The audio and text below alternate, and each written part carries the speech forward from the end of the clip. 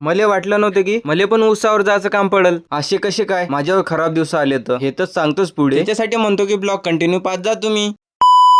आता तुम्हाला तर माहित आहे उसावर जायचं म्हणल्यावर बॅग तर पाहिजे. मग त्याच्यासाठी आलो ना बा मानोरा. बॅग तर नाही भेटली पण आलो एसटी बस स्टँड वर. इथून आलो सरळ तीर घरी. चला म्हणले पसारा टाका म्हणे बा तुम्ही. आता यायले तर लयच गाईल पडली बा. दमा खाऊ दिन नाही तर फटाफट पसारा टाकून घेऊ म्हणलं. मग पाहू पुढच्या पुढं. या लल्ल्याच्या हाती मोबाईल दिला का याची येडेचाली चालूच असते. आम्ही मस्त पसारा नेत आहो ना. पसारा नेऊ लागायचा ना त्यानं तर नाहीच. चला जाच्या पहिले सोयाबीन आहे म्हणलं वावरात झाकून येऊ. पाणी बिणी आलं तर काय करावं. सूरजली घेऊन चाललो बा ओके मध्ये आपण. इथे येऊन मस्त सोयाबीनची गंजी वगैरे झाकून टाकली आम्ही दोघं जणांना. पाणी जर आली की सोयाबीन खराब होऊन जाईल. त्या महिन्यातून सोयाबीन उगवलेलं काय खराब होऊ द्यायला पुरते का. मग घरी आलो बा टरकापाशी आलो पहिले. काका ते उसावर चालले होते तर त्याला सोडायला आलतो. मग राहिला माया उसावर जायचा विषय. हे सोडूनच द्या तुम्ही. आपल्याला काही ऊस तोडता येत नाही ना आपण काय जात नाही. आता तुम्ही एवढा मोठा ब्लॉग पाहिला फॉलो तर करून टाका ना मग तुमच्या भावाले. काय जास्त लांबचा नाही तुमचाच जवळचा आहे. करा मग फॉलो केलं का. चला मग.